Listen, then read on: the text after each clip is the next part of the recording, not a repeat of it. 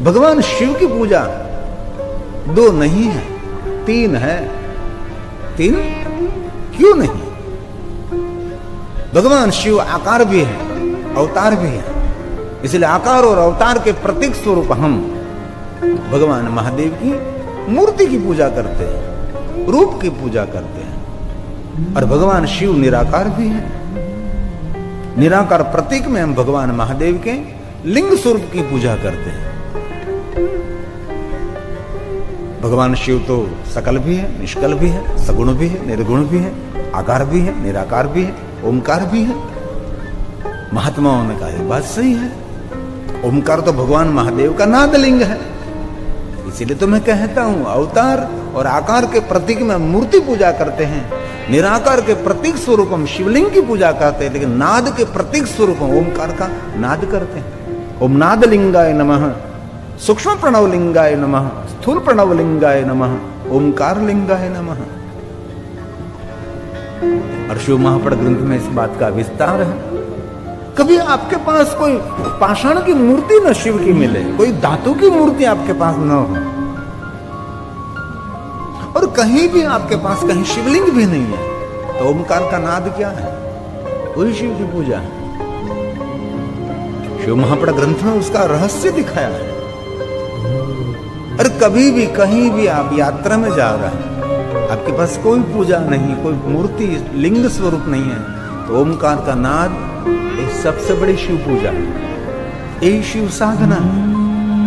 और हम जो गहराई से देखे हैं मेरे पुराण शास्त्रों को,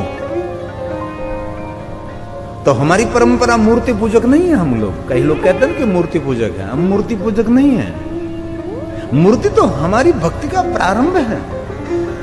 हमारे मन को एक स्थान पर स्थित करने के लिए हमने ऋषि मुनियों ने सुंदर दिखाया, महादेव ने स्वयं ने वो मार्गदर्शन किया।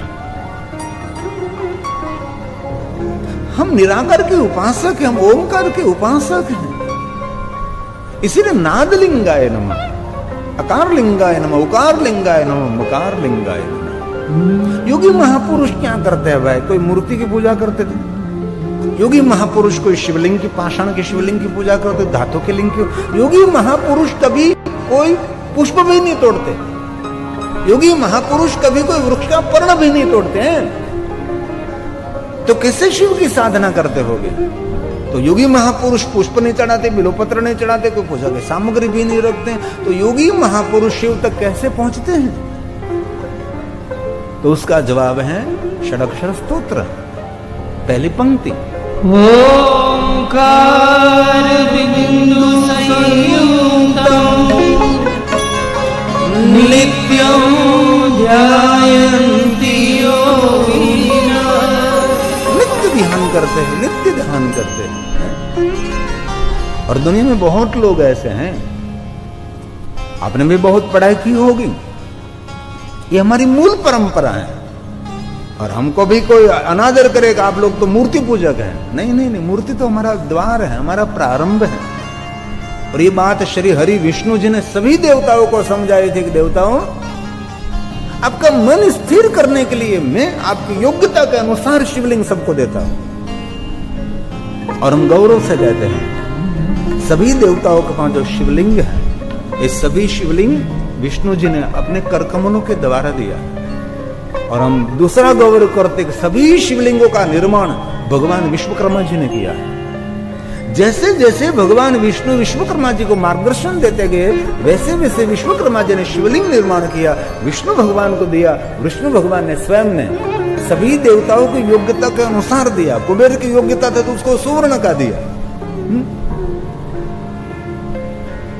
लेकिन भगवान विष्णु ने संपूर्ण शिव पूजा बताते बताते अंत में क्या कहा? विष्णु भगवान ने कह दिया कि देवताओं, ये प्रारंभ है, धीरे धीरे सब कुछ आपको छोड़ना है। जरूर मैं कहता हूं कि सामग्री चढ़ाओ, पूजा की सामग्री होनी चाहिए, पुष्प तोड़ना चाहिए, बिलोपत्र तोड़ना चाहिए, ये सब कुछ मैं आपको मार्गदर्शन करता हूं। लेकिन ये सभी उपाय हैं। अंत में तो आपको ही निराकार के प्रतीक ओमकार के और आपको प्रयाण करना है। भगवान विष्णु ने देवताओं को ऐसा नहीं कहा कि निरंतर जीवन पर्यंत आप लिंग की पूजा करते रहो। इसलिए हम कभी भी कोई मूर्ति पूजक से अनादर करे, अपमान करे, तो हम लोग मूर्ति पूजक नहीं है। हम निराकार के उपासक, निराकार के प्रतीक, हम ओमकार का नाद करते हैं, कामना को पूर्ण कर लेते हैं। ओमकार बिंदु, ओंकार बिंदु संयुक्तम नित्यं ध्यायन्ति योगिनः योगी महापुरुष कामदं मोक्षदं चैव ओंकाराय नमो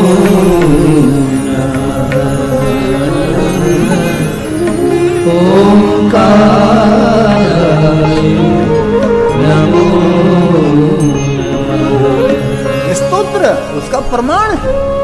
और कभी भी आपको कोई पूछे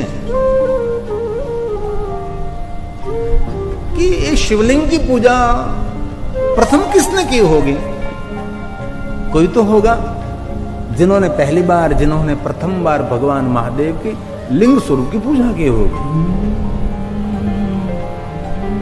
उसका जवाब सीधा है, लिंगाष्टक की पहली पंक्ति। कभी कभी कई प्रश्न उठे कि ये शिवलिंग की पूजा पूरे विश्व में, पूरी पृथ्वी पर हो रही है, तो ये पहली पूजा करने वाला कौन है, वो किसने प्रथम बार पूजा की? तो उसका सीधा जवाब है, कहीं ढूंढने की, कहीं बड़े बड़े ग्रंथों की पढ़ने की जरूरत नहीं, पढ़ना चाहिए। किसने पहली बार पूजा की होगी महादेव के निराकार लिंग स्वरूप की पूजा? तो कहा है, ब्रह्मा मुरारी सुरारी ब्रह्मा और मुरारी ने पहली बार महादेव की शिवलिंग की पूजा की, प्रथम बार।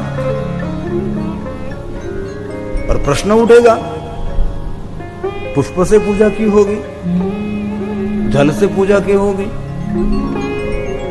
गंगा जल से, बहुत सारे पुष्प और पूजा की सामग्री से पूजा की होगी? नहीं। तो कैसे पूजा की होगी? तो लिंगाष्टक उसका प्रमाण है। निर्मल भाषित शोभित लिंगम, निर्मल भाव से, ये सबसे बड़ी शिव की पूजा है। निर्मल भाव, मन में एक भी मल नहीं रहा, सभी मलिनता को दूर करके भगवान महादेव का आराधन किया। हमने तो बहुत बार कथा में कहा है, सबसे बड़ी शिव पूजा क्या है? जरूर बिल्वपत्र चढ़ाना चाहिए, पुष्प चढ़ाना चाहिए, मेरा कोई खंडन विरोध नहीं है। लेकिन शिव महापुराण ग्रंथ में गहरे से देखे, आचार्यों से जो सीखे, तो कहते हैं सबसे बड़ी शिव पूजा उसको कही जाती है। जरूर गंगा जल, पंचामृत, दूध चढ़ाओ, बिल्वपत्र चढ़ाओ, पुष्प चढ़ाओ, भांति भांति के श्रृंगार करो, राजोपचार करो, षोडोपचार करो, पंचोपचार करो, एकोपचार करो, वैराग्य उपचार करो, बहुत सारी भगवान महादेव की पूजा करो। लेकिन सबसे बड़ी शिव पूजा उसको कही गई है जिसके हृदय में विश्व कल्याण का भाव प्रकट हो जाए, वो सबसे बड़ी शिव पूजा।